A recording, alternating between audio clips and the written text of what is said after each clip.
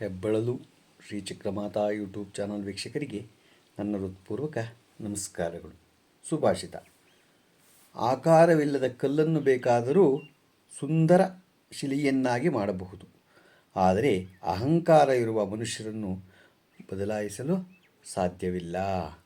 ಅದಕ್ಕೆ ಅಹಂಕಾರ ಪಡಬಾರ್ದು. ಗೊತ್ತಾಯ್ತಾ? ಅಹಂಕಾರ ಪಟ್ಟರೆ ನಮ್ಮ ಅವನತಿ ನಾವೇ ತೋಡ್ಕೊಂಡಾಗೆ. ಗೊತ್ತಾಯ್ತಾ? ಇವತ್ತು ದಿನಪಂಚಾಂಗಕ್ಕಿಂತ ಮುಂಚೆ ಚಿನ್ನದ ಕೊಂಬಿನ ಜಿಂಕೆ ಕಥೆಯನ್ನು ತಿಳ್ಕೊಳ್ಳೋಣ. ಕಾಶಿನಗರದ ಹತ್ತಿರದಲ್ಲಿ ಅರಳಿಯ ಮರಗಳ ತೋಪವೊಂದಿತ್ತು. ಅಲ್ಲಿ 500 ಜಿಂಕೆಗಳು ವಾಸ ಮಾಡುತ್ತಿದ್ದವು.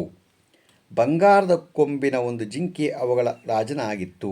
ಅದನ್ನು ಎಲ್ಲರೂ ಅರಳಿಯ ಜಿಂಕೆ ಎಂದು ಕರೆಯುತ್ತಿದ್ದರು. ಬಂಗಾರದ ಕೊಂಬಿನ ಜಿಂಕೆಯನ್ನು ಅರಳಿ ಜಿಂಕೆ ಅಂತ ಕರೀತಿದ್ರು. ಕಾಶಿನಗರದಲ್ಲಿ ದೊರೆಯೊಬ್ಬನಿದ್ದ. ಅವನಿಗೆ ಜಿಂಕೆಯ ಮಾಂಸವೆಂದರೆ ಬಹಳ ಪ್ರೀತಿ.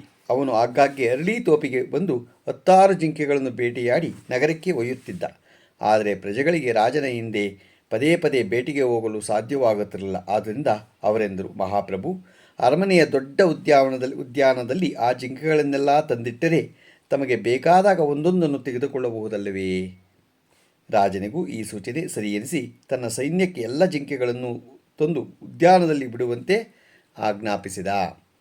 ಅರಳಿಯ ಜಿಂಕೆ ಆದೇಶದಂತೆ ಜಿಂಕೆಗಳೆಲ್ಲ ಸಾಲಾಗಿ ಬಂದು ಉದ್ಯಾನದಲ್ಲಿ ಬೀಡುಬಿಟ್ಟವು. ರಾಜನಿಗೆ ಅರಳಿಯ ಜಿಂಕೆಯನ್ನು ಕಂಡು ಗೌರವ ಮೂಡಿತು. ಬಂಗಾರದ ಕೊಂಬಿನ ಜಿಂಕೆ, ರಾಜ, ನಿನ್ನನ್ನು ಮಾತ್ರ ನಾನು ಎಂದೂ ಸಾಯಿಸೋದಿಲ್ಲ ಎಂದು ರಾಜ ಅಭಯ ಇತ್ತ. ಅದಕ್ಕೆ ಯಾರಿಗೆ? ಚಿನ್ನದ ಕೊಂಬಿನ ಬಂಗಾರದ ಕೊಂಬಿನ ಜಿಂಕೆಗೆ ಅಭಯ. ನಿನ್ನೆ ಯಾವತ್ತೂ ಯಾರನ್ನು ಸಾಯಿಸಿದ್ರೋ ನೀನು ಸಾಯಿಸಲ್ಲ ಅಂತ ಮಾತು ಕೊಟ್ಟ. ದಿನಗಳು ಸುರುಳಿದವು. ಪ್ರತಿದಿನವೂ ಬೆಳಗ್ಗೆ ಅಡುಗೆ ಇವನು ಭಟ್ಟರ ಸಮೇತ ಬಂದು ಜಿಂಕೆಗಳಿಗೆ ಬಾಣ ಬಿಡಿಸುತ್ತಿದ್ದ. ಜಿಂಕೆಗಳ ಪ್ರಾಣಭಯದಿಂದ ಚಲ್ಲಾಪಿಲಿಯಾಗಿ ಓಡುತ್ತಿದ್ದರಿಂದ ಆ ಗಲಾಟೆಯಲ್ಲಿ ಅನೇಕ ಜಿಂಕೆಗಳಿಗೆ ಗಾಯವಾಗುತ್ತಿತ್ತು. ಇದನ್ನು ಕಂಡ ಅರಳಿ ಜಿಂಕೆ ರಾಜನ ಬಳಿಗೆ ಬಂದು ಹೇಳಿತು, ರಾಜನೇ, ಸರದಿ ಪ್ರಕಾರ ಒಂದೊಂದು ಜಿಂಕೆಯನ್ನು ನಾನು ಒಪ್ಪಿಸುತ್ತೇನೆ. ಪ್ರತಿದಿನ ಉದ್ಯಾನದ ಹೊರಗಿರುವ ಕೊರಡಿನ ಮೇಲೆ ಒಂದು ಜಿಂಕೆ ತಲೆಯಿಟ್ಟು ಮಲಗುತ್ತಿದೆ. ಆದರೆ ತಲೆಯನ್ನು ನಿಮ್ಮ ಅಡಿಗೆಯವರ ಕತ್ತರಿಸಬಹುದು. ಪ್ರತಿದಿನ ಯಾವ ಜಿಂಕೆ ಹೋಗಬೇಕೆಂಬುದನ್ನು ನೀನು ಹೇಗೆ ನಿರ್ಧರಿಸ್ತೀ ಎಂದ ರಾಜ ಕೇಳಿದ. ಎಲೆಗಳನ್ನು ಗುಂಪು ಮಾಡಿ ಒಂದು ಎಲೆಗೆ ಮಾತ್ರ ಗುರುತು ಹಾಕ್ತೇನೆ. ಎಲ್ಲ ಜಿಂಕೆಗಳು ಒಂದೊಂದು ಎಲೆಯನ್ನು ಕಚ್ಚಿಕೊಳ್ಳುತ್ತವೆ. ಗುರುತಿನ ಎಲೆ ಬಂದು ಜಿಂಕೆ ಆ ದಿನ ಪ್ರಾಣತ್ಯಾಗ ಮಾಡಬೇಕಾಗುತ್ತದೆ ಎಂದಿತು ಅರಳಿಯ ಜಿಂಕೆ. ರಾಜ ಈ ವ್ಯವಸ್ಥೆಗೆ ಒಪ್ಪಿದ. ಅಂದಿನಿಂದ ಸರದಿ ಪ್ರಕಾರ ಪ್ರತಿದಿನ ಒಂದು ಜಿಂಕೆ ಕೊರಡಿನ ಮೇಲೆ ಮಲ್ಕೋತಿದ್ವು. ಗೊತ್ತಾಯ್ತಾ?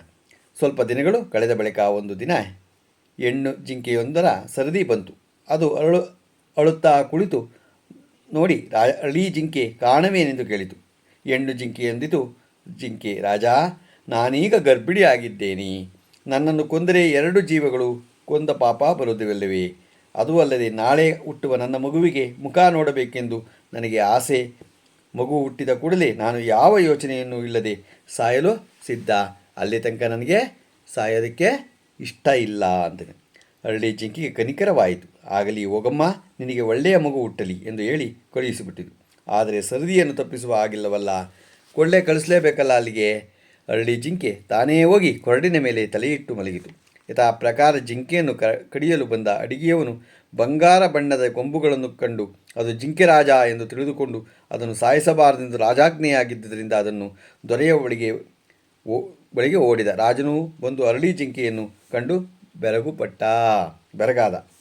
ಇದ್ಯಾಕೆ ಅರಳಿ ಜಿಂಕೆ, ನೀನು ಮಲಗಿದ್ದಿ ಎಂದು ಕೇಳಿದ. ಅರಳಿ ಜಿಂಕೆ ನಡೆದ ಸಂಗತಿಯೆಲ್ಲ ಹೇಳಿತು. ಆಗ ರಾಜ, ಒಂದು ದಿನ ಜಿಂಕೆಯ ಮಾಂಸವಿಲ್ಲದಿದ್ದರೆ ಏನೂ ಪರವಾಗಿಲ್ಲ, ಪಾಪ ಆ ಗರ್ಭಿಣಿ ಬದುಕಿಕೊಳ್ಳಲಿ, ಅಲ್ಲದೆ ನಿನ್ನನ್ನು ಯಾವತ್ತೂ ಸಾಯಿಸೋದಿಲ್ಲ ಅಂತ ಅವತ್ತೇ ಭಾಷೆ ಕೊಟ್ಟಿದ್ದೀನಲ್ಲ ಅಂತ ಹೇಳ್ತು.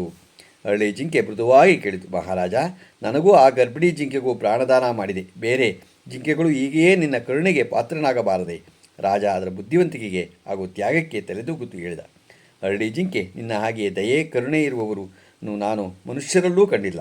ಇದರಿಂದ ನನ್ನ ರಾಜ್ಯದಲ್ಲೂ ಎಲ್ಲೂ ಜಿಂಕೆಗಳನ್ನು ಕೊಲ್ಲಬಾರದೆಂದು ಆಜ್ಞೆ ಮಾಡ್ತೀನಿ. ಇವತ್ತಿಂದ ನಾನು ರಾಜ್ಯದಲ್ಲಿ ಯಾರೂ ಜಿಂಕೆ ಕೊಲ್ಲಬಾರ್ದು, ಜಿಂಕೆ ಮಾಂಸವನ್ನು ಯಾರೂ ತಿನ್ನಬಾರ್ದು ಅಂತ ಆಜ್ಞೆ ಮಾಡ್ತೀನಿ. ನೀನಂತೂ ಒಳ್ಳೆ ಕೆಲಸ ಮಾಡಿದ್ಯಾ ಅಂತ ಅದಕ್ಕೆ ತಿಳಿಸ್ತಾ ರಾಜ. ಗೊತ್ತಾಯ್ತಾ? ಎಷ್ಟು ನೋಡಿ, ಆ ಒಂದು ಜಿಂಕೆ ಆ ಆ ರಾಜ ಅಂದರೆ ಆ ಒಂದಿದು ತನ್ನ ಇನ್ನೊಬ್ಬರು ಪ್ರಾಣ ಹೋಗ್ತಿದ್ರೆ ನನ್ನ ಪ್ರಾಣ ಕೊಡ್ತೀನಿ ಅಂತ ಕೇಳ್ಕೊಂಡಾಗ ಇತ್ತು. ಈಗಿದೆಯಾ? ಇಲ್ಲ. ನಿನ್ನ ಪ್ರಾಣ ಹೋಗ್ತಿದ್ರೆ ನಿಮ್ಮ ಮನೆಯವ್ರದ್ದು ಇನ್ನೂ ಹೋಗಲಿ, ಇನ್ನೂ ಯಾರನ್ನಾರ ಕಳಿಸು ಅಂತ ಹೇಳ್ತಾರೆ ಬಿಟ್ಟರೆ ಆ ಒಂದಿದು ಮಾಡೋದಿಲ್ಲ. ಇವತ್ತು ನಾವು ದಿನಪಂಚಾಂಗವನ್ನು ತಿಳ್ಕೊಳ್ಳೋಣ.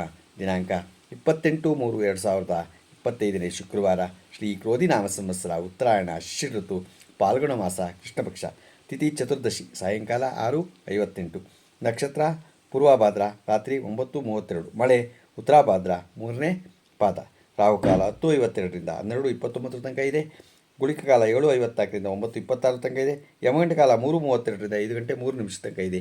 ಇವತ್ತು ಯಾರು ಹುಟ್ಟುಹಬ್ಬ ಆಚರಿಸ್ಕೊತಿದ್ರು, ಮದುವೆಯಾದ ದಂಪತಿಗಳು ವಾರ್ಷಿಕೋತ್ಸವ ಆಚರಿಸ್ಕೊಂತಿರೋರಿಗೆ ನಮ್ಮ ಹೆಬ್ಬಳಲು ಶ್ರೀ ಚಕ್ರಮಾತಾ ಯೂಟ್ಯೂಬ್ ಚಾನಲ್ ಕಡೆಯಿಂದ ಶುಭ ಕಾಮನೆಗಳನ್ನು ತಿಳಿಸ್ತೀವಿ. ದೇವರವರಿಗೆ ಆಯಸ್ಸು, ಆರೋಗ್ಯ, ಐಶ್ವರ್ಯ ಎಲ್ಲ ಕೊಟ್ಟು ಕಾಪಾಡಲಿ ಅಂತ ನಾನು ಕೇಳ್ಕೊತೀನಿ. ನಮ್ಮ ಹೆಬ್ಬಳಲು ಶ್ರೀ ಚಕ್ರಮಾತಾ ಯೂಟ್ಯೂಬ್ ಚಾನಲ್ ಯಾರು ಸಬ್ಸ್ಕ್ರೈಬ್ ಆಗಿಲ್ಲ ದಯಮಾಡಿ ಸಬ್ಸ್ಕ್ರೈಬ್ ಆಗಿ, ಲೈಕ್ ಕೊಡಿ. ಇದು ನಿಮ್ಮದೇ ಚಾನಲ್ ಆಗಿದ್ದರಿಂದ ನಮ್ಮ ಲಿಂಕನ್ನು ಬೇರೆ ಗುಂಪಿಗೆ ಫಾರ್ವರ್ಡ್ ಮಾಡಿ. ನಮಸ್ಕಾರಗಳು, ನಮಸ್ಕಾರಗಳು, ನಮಸ್ಕಾರಗಳು.